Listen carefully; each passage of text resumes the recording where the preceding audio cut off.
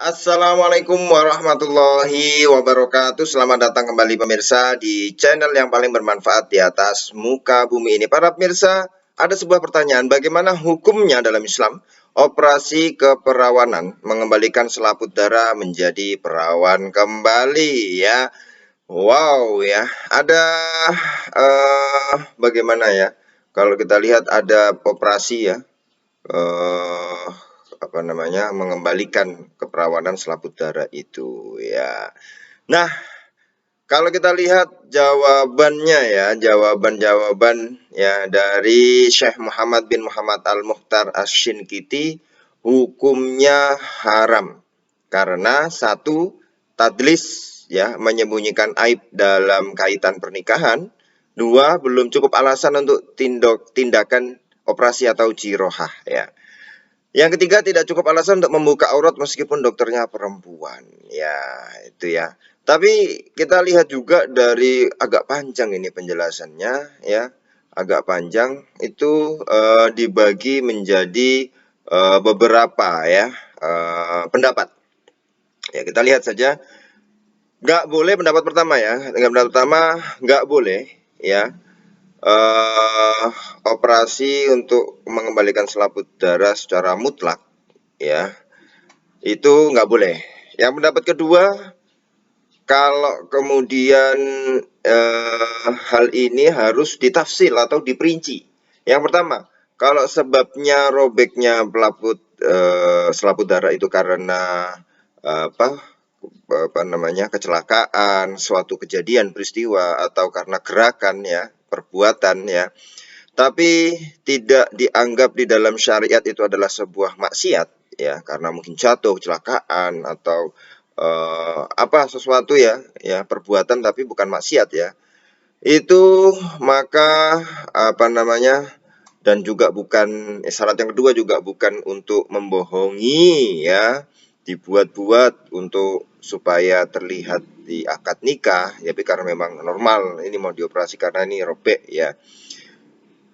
Kalau sebagian besar pandangan atau perkiraan kita ya, itu akan menjadi apa ya, sesuatu yang buruk ya, apa namanya, suatu hal yang bisa memojokkan dia. Maka eh, kalau kita lihat di bidang adat atau di bidang budaya, dia menjadi sesuatu yang terzolimi karena hal itu. Padahal itu kecelakaan ya, padahal itu apa namanya, tidak sengaja gitu ya, bukan karena maksiat ya. Itu maka untuk mengembalikan selaput darah tersebut malah hukumnya wajib. Ya, malah hukumnya wajib. Ini kan karena ijra'uhu wajiban ya. Kemudian yang kedua, ya ini karena tadi harus ditafsil ya, harus diperinci. Jika kalau memang tidak dikhawatirkan akan dizolimi atau dipojokkan di masyarakat, maka hukumnya sunnah saja ya, dianjurkan, bukan wajib ya. Itu ya, itu yang pertama. Kalau yang kemudian yang kedua, kalau sebabnya, tadi sebab pertamanya karena perbuatan atau peristiwa kecelakaan ya, yang bukan dianggap sebagai maksiat.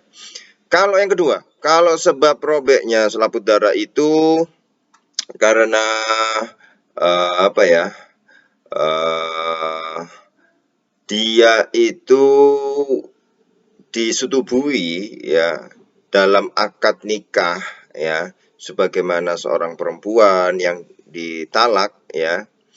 Jadi dia sudah menikah ya, kemudian disetubui, kemudian rusaknya selaput darah itu, kemudian dicerai. Berarti kan cewek ini yang pertama, atau karena sebab zina ya. Jadi disetubui sebelum akad nikah, tidak adanya ikatan pernikahan ya.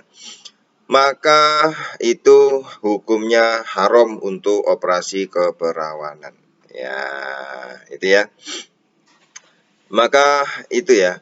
Yang ketiga, kalau sebab robeknya selaput darah itu zina ya, tetapi yang mana banyak orang yang tidak tahu ya, zinanya diam-diam, banyak orang tidak tahu, maka ini ya dipilih ya apakah bisa operasi atau tidak, dokternya yang memutuskan ya, karena ini untuk juga di sini disebutkan operasi keperawanan tersebut itu lebih utama ya dalam rangka karena zinanya ini tidak diketahui oleh banyak orang ya. Kalau sudah diketahui banyak orang maka ya haram ya. Tetapi itu banyak pendapat, banyak faktor, jadi tidak bisa dihukumi ya haram boleh, maka melihat kondisinya para pemirsa ya.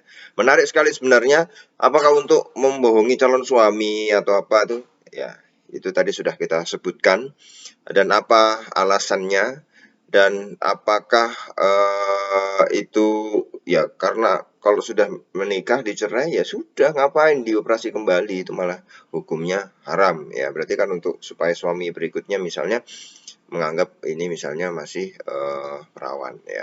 Itu. Jadi kita lihat case by case sudah kita sebutkan di atas ya, tujuannya apa, bagaimana kondisinya itu robeknya karena apa ya. Maka para pemirsa ya, ini tidak bisa kita hukumi boleh atau tidak boleh, tapi tergantung kondisinya. Kita sesuai dengan kaidah ya, al hukmu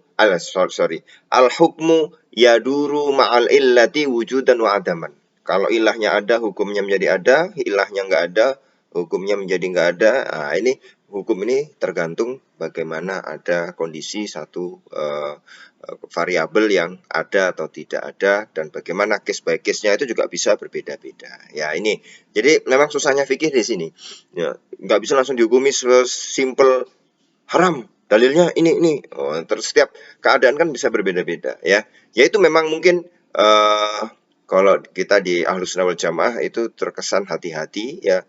Ya memang seperti itu ya, karena ini kalau kita lihat ya, berbagai macam mazhab itu adalah landasannya adalah rahmat ya, kasih sayang ya. Isfaq juga rahmatan lil ummah ya, kasih sayang kepada umat agar tidak terjerumus kepada hal-hal yang buruk, tapi juga tidak tasdid ya, mempermudah juga tidak, mempersulit juga tidak, tapi ya ini adalah seperti ini memang adanya. Terima kasih para pemirsa. Kita akan ketemu lagi di video selanjutnya. Wassalamualaikum warahmatullahi wabarakatuh.